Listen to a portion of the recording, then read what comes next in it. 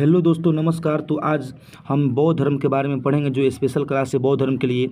आप किसी भी एग्ज़ाम की तैयारी करते हैं, वो बिहार पुलिस हो, रेलवे हो, एसएससी हो, या कोई भी और एग्ज़ाम हो भाई, तैयारी करते हैं, उसमें बौद्ध धर्म से क्वेश्चन आते हैं। तो आज से हम बौद्ध धर्म स्टार्ट कर रहे हैं। आज बौद्ध धर्म पूरा एक क्लास में इसका खत्मा कर देंगे, खलास कर देंगे।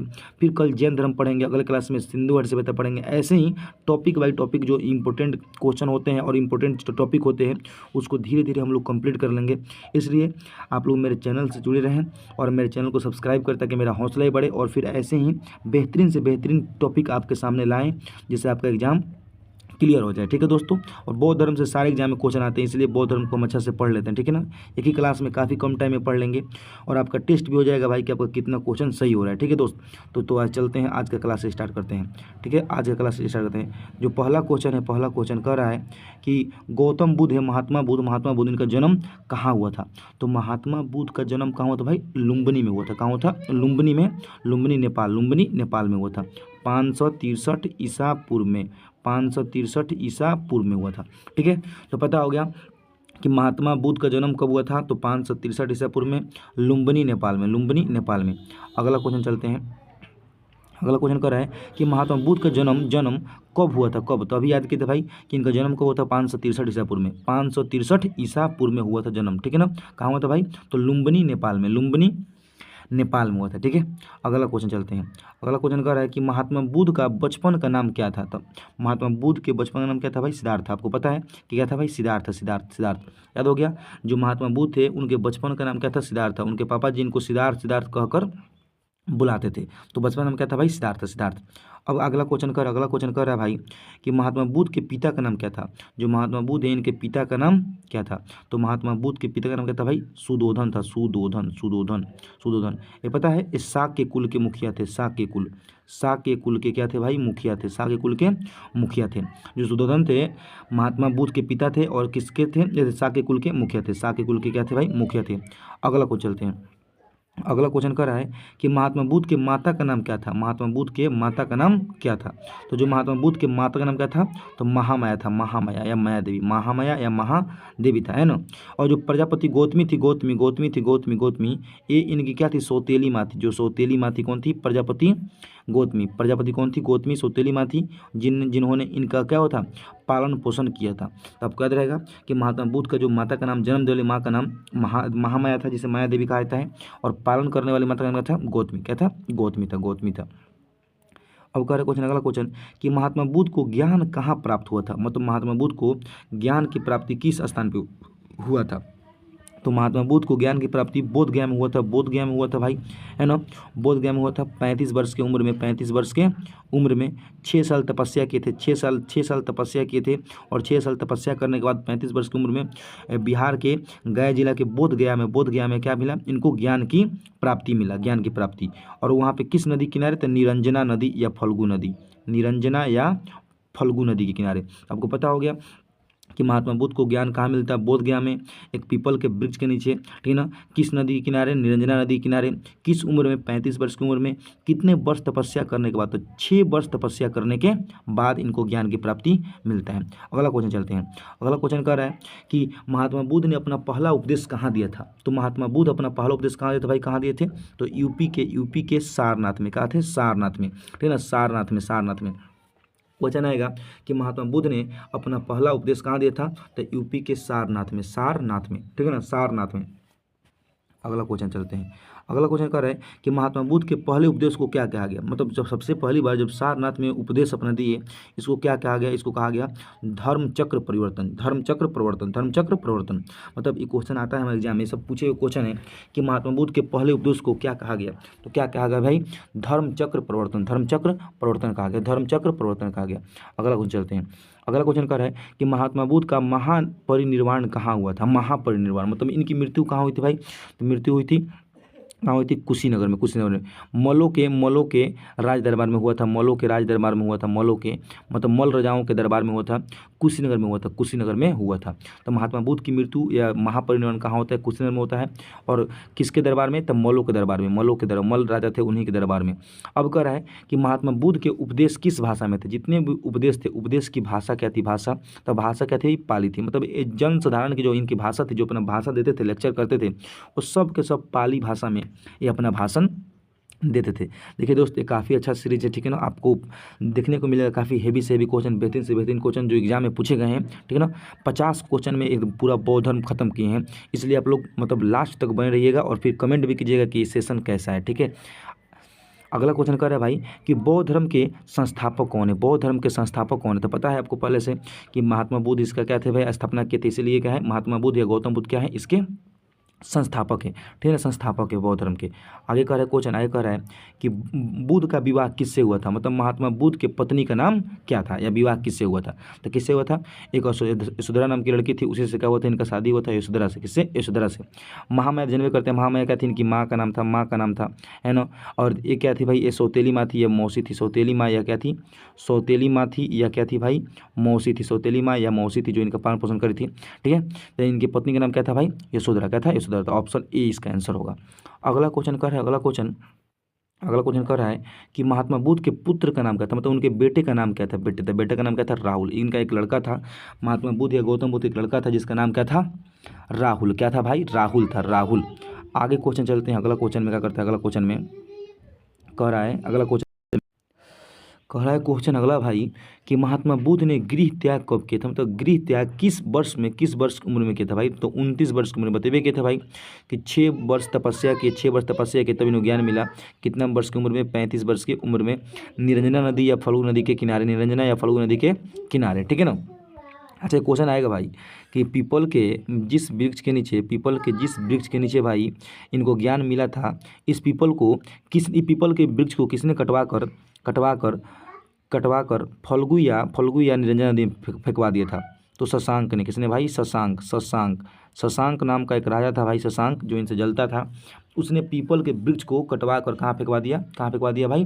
निरंजना में। तो क्वेश्चन आएगा कि बोधि वृक्ष को किसने कटवा कर फल्गु निरंजना में फेंकवा दिया था? वो शशांक ने। और उस बोधि वृक्ष के नीचे क्या मिला था भाई?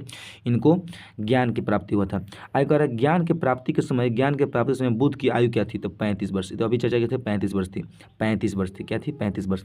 आगे कह रहा है कि बौद्ध धर्म का मुख्य ग्रंथ क्या है? तो बौद्ध धर्म का मुख्य ग्रंथ क्या है? त्रिपिटक है। त्रिपिटक क्या है ना भाई? त्रिपिटक। मतलब त्रिपिटक से क्या है? बौद्ध धर्म के अच्छे से ज्ञान मिलते हैं।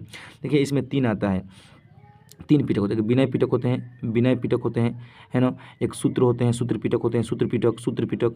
और एक होता है भाई, अभिदम्भ पिटक। क्या होता है? अभिदम्भ पिटक। क्या होता है? अभिदम्भ पिटक होता है। तो पता हो गया कि जो बौद्ध धर्म का जो मुख्य ग्रंथ है वो कौन है? त्रिपिटक है। त्रिपिटक में कितने पिटक आते हैं? तो 3 आते हैं। विनय पिटक, सूत्र पिटक और क्या होता है? अभिदम्भ पिटक। विनय पिटक, सूत्र पिटक और अभिदम्भ पिटक। अगला क्वेश्चन चलते हैं। जो त्रिपिटक की भाषा है, त्रिपिटक की भाषा, इसका ही भाषा क्या है? पाली है। जो त्रिपिटक किस भाषा में लिखा गया है? जो बौद्ध धर्म का क्या है? ग्रंथ है ना। एक किस भाषा में? तो पाली भाषा में। अगला क्वेश्चन कर रहा है, अगला क्वेश्चन देखते हैं क्या कर रहा है।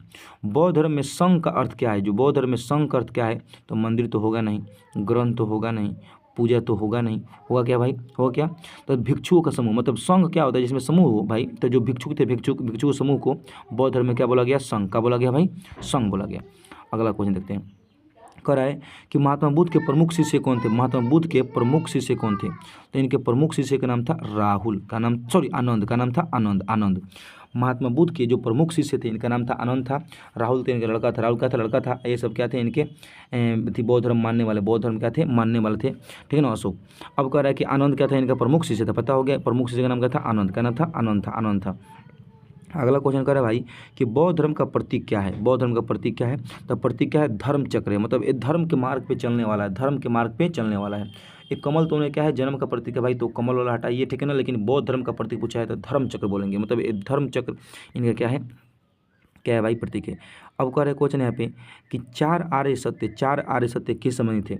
तो युद्ध से तो नहीं होंगे, जो आर्य सत्य युद्ध से नहीं होंगे, पॉलिटिक्स से भी नहीं होंगे, व्यापार से भी नहीं होंगे, तो होंगे क्या भाई, जीवन के दुख से, जीवन के दुख से। जो 4 आर्य सत्य का संबंध किससे है भाई, जीवन के दुख से। अब कह रहा है कि अष्टांगिक मार्ग किससे जुड़ा था, अष्टांगिक मार्ग तो किससे जुड़ा था भाई, अष्टांगिक मार्ग धन कमाने से नहीं होगा, युद्ध से भी नहीं होगा, राज्य विस्तार से भी नहीं होगा, किससे होगा भाई, मोक्ष प्राप्ति से। तो जो अष्टांगिक मार्ग का संबंध था किससे था, मोक्ष की प्राप्ति से। मतलब जो 8 मार्ग बताए गए थे तो उससे कैसे मोक्ष की प्राप्ति किया जा सकता है, महात्मा बुद्ध ने इसके बारे में बताया था। ठीक है ना। अगला क्वेश्चन है कि बौद्ध धर्म ने किस वृक्ष के, बुद्ध ने किस वृक्ष के नीचे ज्ञान प्राप्त हुआ था। मतलब बुद्ध को किस वृक्ष के नीचे ज्ञान मिला था भाई, तो किसके नीचे, पीपल के वृक्ष के नीचे, जैसे बोलते हैं बोधि वृक्ष। क्या बोलते हैं दोस्त, बोधि वृक्ष। देखिए दोस्त, एक काफ़ी बेहतरीन सेशन है आपके लिए। ठीक है ना। आप इस सेशन को पूरा कंप्लीट देखिएगा, आपको काफ़ी हेल्पफुल होगा, और मेरे चैनल को सब्सक्राइब भी कीजिएगा। ठीक है। देखते हैं यहाँ पे जो बोधि वृक्ष अभी बताया कि बोधि वृक्ष को किसने कटवा कर फल्गु या निरंजना नदी में फेंकवा दिया। किसने भाई, तो किसने, तो शशांक। कौन था, शशांक नामक राजा ने बोधि वृक्ष को कटवा कर फल्गु नदी में बहवा दिया था, फेंक दिया था। अगला क्वेश्चन देखते हैं क्या है। कह रहा है क्वेश्चन कि बौद्ध धर्म किसका विरोध करता है। तो बौद्ध धर्म क्या होता है, इसमें जाति प्रथा का विरोध करता है। जाति प्रथा, उसको जाति प्रथा नहीं था, है ना। महात्मा बुद्ध के नाम से ही देखिए, खाली बुद्ध है, बुद्ध वहाँ पे सिंह है, चाहे कोनो, चाहे पंडित, चाहे महतो, चाहे प्रसाद, कोनो चीज़ नहीं है कि नहीं है। बौद्ध धर्म किसका विरोध करता है, जाति प्रथा। मतलब जाति नाम कोई चीज़ें नहीं है, कोई चीज़ नहीं है, तो जाति प्रथा का विरोध करते थे। ठीक है ना। अब कह रहा है भाई कि बौद्ध धर्म में ईश्वर की अवधारणा कैसी है। मतलब बौद्ध धर्म के लोग ईश्वर को मानते हैं कि नहीं मानते हैं। तो ये लोग बौद्ध धर्म के लोग ईश्वर को नहीं मानते, ठीक है ना, ईश्वर को नहीं मानते। देख रहे ना भाई, जो बौद्ध धर्म वाले लोग बौद्ध धर्म ईश्वर को नहीं मानते, ये नास्तिक धर्म है। जो जैन धर्म हो गया, बौद्ध धर्म, ये नास्तिक धर्म है, जो ईश्वर को नहीं मानते हैं। बट बड़ा विडम्बना वाली बात है भाई कि जो लोग ईश्वर को नहीं मानते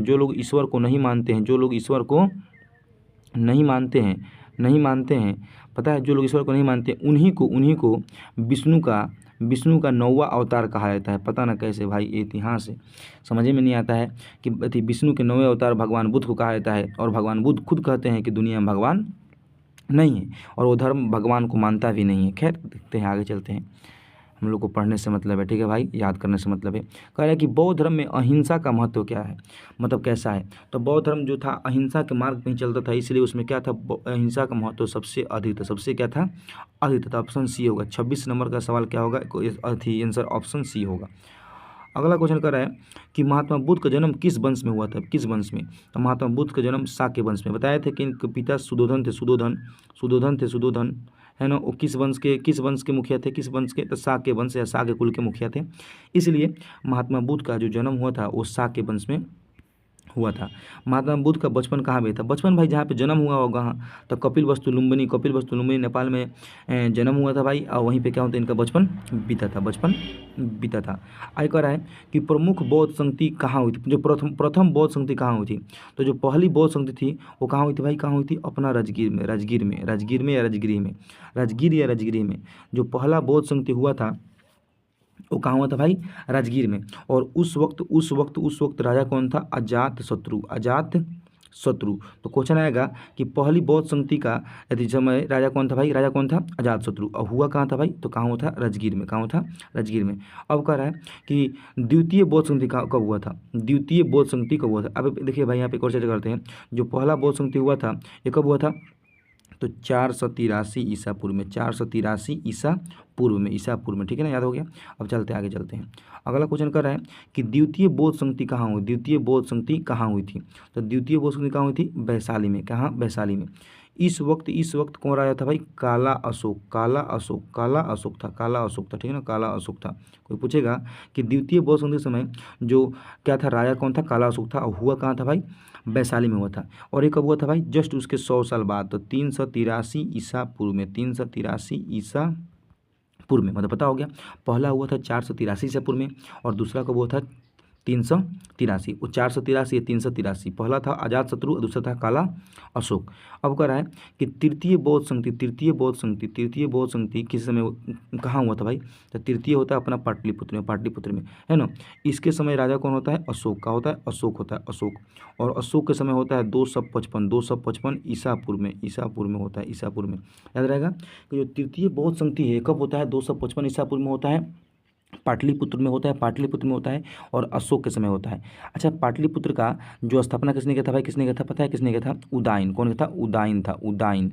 कौन था भाई? उदयन था। कोई पूछेगा कि पाटलिपुत्र का स्थापना किसने किया था भाई, किसने किया था? तो उदयन ने, उदयन ने, उदयन ने किया था। ठीक है दोस्त, उदयन याद रहेगा, उदयन। पाटलिपुत्र का स्थापना उदयन ने किया था। और जो आधुनिक पटना है, आधुनिक पटना, इसका स्थापना शेरशाह, शेरशाह सूरी। ठीक है, शेरशाह सूरी। अगला क्वेश्चन कर रहा है कि बौद्ध जो चतुर्थ बौद्ध संगति हुआ था ये कहाँ हुआ था? तो चतुर्थ बौद्ध संगति कश्मीर के कुंडल वन में हुआ था, कुंडल वन में, कुंडल वन में हुआ था, कुंडल वन में हुआ था, कुंडल वन में हुआ था। और इस वक्त राजा कौन था? राजा कौन था भाई? कनिष्क। कौन था? कनिष्क था, कनिष्क, जो कुषाण वंश का था, कनिष्क था, कनिष्क। और ये ईस्वी के प्रथम शताब्दी में हुआ था, प्रथम ईस्वी में, प्रथम ईस्वी में हुआ था, है ना, प्रथम ईस्वी में हुआ था, प्रथम ईस्वी में हुआ था। जो चतुर्थ बौद्ध संधि था वो कब हुआ था भाई? प्रथम ईस्वी में हुआ था, प्रथम ईस्वी में। और ये कश्मीर में हुआ था, कश्मीर में हुआ था, कुंडल वन में, कुंडल वन, कुंडल वन में हुआ था। और इस वक्त राजा कौन था? कनिष्क था, कनिष्क, जो कुषाण वंश का, कुषाण वंश का क्या था? ये थी सबसे फेमस प्रसिद्ध राजा था, है ना। अब कह रहा है कि बौद्ध धर्म का प्रमुख जो प्रचारक कौन थे, मतलब प्रचार करने वाले कौन थे? तो प्रमुख प्रचारक कौन थे भाई? अशोक थे, अशोक। आपको पता होगा कि अशोक ने ही, अशोक ने ही, अशोक ने ही अपने बेटा महेंद्र, महेंद्र, है ना, महेंद्र और बेटी संघमित्रा को, संघमित्रा को, संघमित्रा को, संघमित्रा को इसका बौद्ध धर्म का प्रचार प्रसार करने के लिए कहाँ भेजे थे भाई? श्रीलंका। कहाँ? श्रीलंका, श्रीलंका भेजे थे, श्रीलंका भेजे थे, याद है ना। तो बौद्ध धर्म के प्रचार प्रसार के लिए अशोक ने श्रीलंका किसको भेजा था? अपने पुत्र महेंद्र को और पुत्री संघमित्रा को। तो बौद्ध धर्म का सबसे जो थी प्रमुख प्रचारक कौन थे भाई? कौन थे? अशोक थे, अशोक थे, अशोक, अशोक, अशोक बौद्ध धर्म को मानने वाले थे, बौद्ध धर्म को। अगला क्वेश्चन कर रहा है कि बौद्ध धर्म का व्यापक प्रचार किसने किया? तो वही अशोक ने किया भाई, दूसरे देश तक पहुँचा दिया, अशोक ने किया, अशोक ने किया।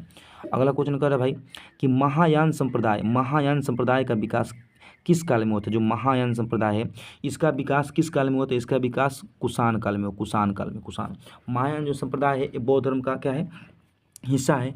और इसका इसका विकास कुषाण काल में होता है। कब होता है? कुषाण काल में, कुषाण काल में, कनिष्क के समय होता है, कनिष्क के समय होता है। अगला देखते हैं, अगला हीनयान का दूसरा नाम क्या है? जो हीनयान ये थी क्या है? बौद्ध धर्म का शाखा है हीनयान, महायान। तो हीनयान का और एक नाम क्या है? थेरवाद है, थेरवाद, थेरवाद। तो माइंड में से कीजिएगा, हीनयान का ही एक और नाम है, क्या है? थेरयाद, थेरयाद। हीनयान क्या है नाम है? थेरवाद, थेर क्या है दोस्त? थेरवाद है, थेरवाद। ठीक है, अगला क्वेश्चन चलते हैं, अगला क्वेश्चन, अगला क्वेश्चन देखते हैं क्या होता है। कह रहा है भाई कि बौद्ध मठों को क्या कहा था? जो बौद्ध मठ है, बौद्ध मठ, इसको क्या कहा था? बौद्ध मठों को बिहार, विहार कहा था। बौद्ध मठ का मतलब क्या होता है? बिहार।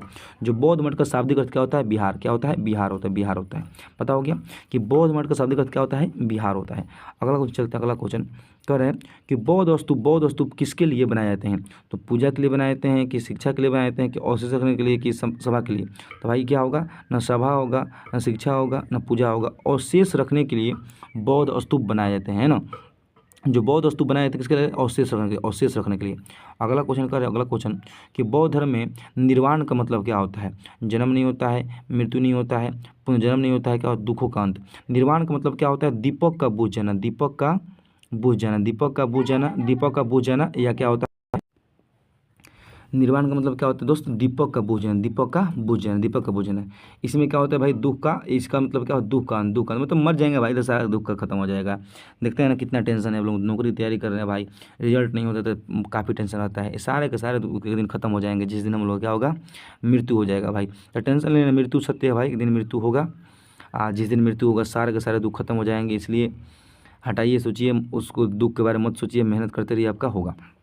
आगे कह रहे हैं कि महात्मा बुद्ध की मृत्यु या महापरिनिर्वाण कब होता है? तो इनकी मृत्यु कब होता है भाई? 483 ईसा पूर्व में, 483 ईसा पूर्व में होता है। मतलब 563 में क्या होता है? जन्म। यहाँ पे क्या होता है भाई? जन्म होता है, जन्म होता है 563 ईसा पूर्व में। और इनकी मृत्यु कब होती है? 483 ईसा पूर्व में, 483 ईसा पूर्व में। कहाँ होती है भाई? कुशीनगर में। कहाँ होती है मृत्यु? कहाँ होती है? कुशीनगर में, कुशीनगर में होती है, कुशीनगर में होती है, ठीक है ना, कुशीनगर में। और जन्म होता है 563 में, लुम्बिनी, नेपाल में। अगला क्वेश्चन कर रहा है कि महात्मा बुद्ध का उपनाम क्या है? मतलब इनका और एक नाम था, एक और नाम क्या था? एक और नाम क्या था? शाक्य मुनि, शाक्य मुनि, है ना, शाक्य मुनि। ये थी light of Asia, light of Asia. Asia का ज्योतिपुंज इनको बोला जाता है, ज्योतिपुंज बोला जाता है, ज्योतिपुंज, ज्योतिपुंज। कोई पूछेगा कि महात्मा बुद्ध को क्या बोला जाता है? तो लाइट ऑफ एशिया बोलते हैं, light of Asia, light of Asia बोलते हैं, है ना, लाइट ऑफ एशिया बोलते हैं, या एशिया का ज्योतिपुंज बोलते हैं। लाइट ऑफ एशिया, एशिया का ज्योतिपुंज, या इनको बोलते हैं शाक्य मुनि। क्या बोलते हैं दोस्त? शाक्य मुनि। तो क्वेश्चन आएगा कि शाक्य मुनि किसका उपनाम है भाई? तो महात्मा बुद्ध का ही उपनाम है। इनको ही बोलते हैं ज्योतिपुंज बोलते हैं, एशिया का ज्योतिपुंज या लाइट ऑफ एशिया। ठीक है, आगे देखते हैं अगला क्वेश्चन क्या कर रहा है। अगला क्वेश्चन कर रहा है कि महात्मा बुद्ध बौद्ध धर्म का जो मुख्य लक्ष्य क्या है? तो धन प्राप्ति नहीं होगा भाई, सत्ता प्राप्ति नहीं होगा, युद्ध नहीं होगा, निर्वाण। क्या है? निर्वाण। मतलब निर्वाण का मतलब ये होता है कि दीपक का बुझ जाना, या दुखों से क्या होता है? दुखों से मुक्ति मिलना, है ना। तो बौद्ध धर्म का जो मुख्य लक्ष्य क्या है भाई? कि निर्वाण प्राप्त करना। निर्वाण मतलब दुख से जो अति मोह माया का संसार है, इससे क्या हुआ? छुटकारा पाना है। इसका मतलब क्या है? बौद्ध धर्म का मुख्य लक्ष्य क्या है? निर्वाण। जितने दुख दर्द है सारे के सारे दिन दुख समाप्त हो जाएंगे। ठीक है दोस्त, तो टेंशन मत लीजिए, जिस दिन सिलेक्शन होगा उस दिन आपका सारा दुख खत्म हो जाएगा। कह रहा है कि अष्टांग मार्ग में कितने अंग होते हैं? जो अष्टांग मार्ग या अष्टांगिक मार्ग है, इसमें कितने अंग होते हैं भाई? 8। महात्मा बुद्ध ने 8 अष्टांगिक मार्गों के बारे में बताया था, इसलिए अष्टांगिक मार्ग कितने होते हैं? 8 होते हैं। कितने दोस्त? 8 होते हैं। अगला क्वेश्चन कर रहा है, अगला क्वेश्चन देखते हैं क्या कर रहा है। अगला क्वेश्चन कर रहे हैं यहाँ पे कि 44 नंबर कि संघ में महिलाओं को क्या कहा जाता है? जो संघ में महिलाएं थी उसको क्या? साध्वी नहीं कहा जाता, तपस्विनी भी नहीं, योगिनी भी नहीं, और क्या कहा जाता भाई? इसको भिक्षुनी। क्या था? भिक्षुनी कहा जाता है। भिक्षुनी कहा जाता है। भिक्षुनी। क्वेश्चन आएगा कि संघ में महिलाओं को कहा जाता है? भिक्षुनी कहा जाता है। और भिक्षुनी संघ की अध्यक्ष कौन थी भाई?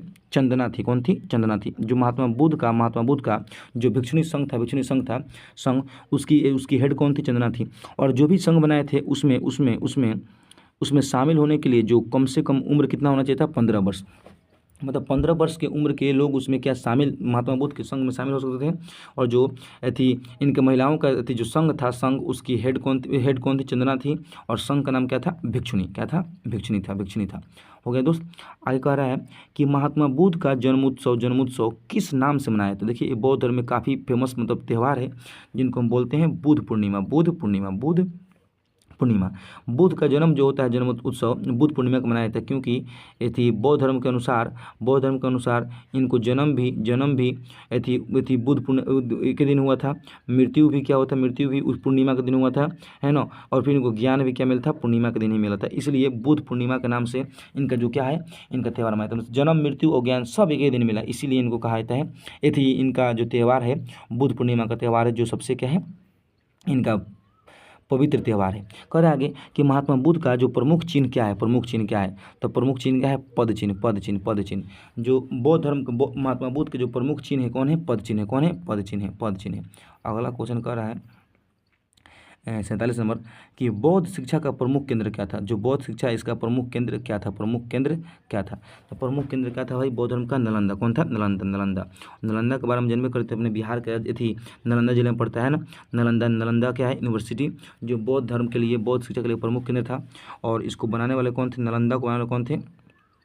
एक गुप्त वाले थे, जिसका नाम क्या था? कुमारगुप्त। क्या नाम दोस्त? कुमारगुप्त। ठीक है भाई, कुमारगुप्त।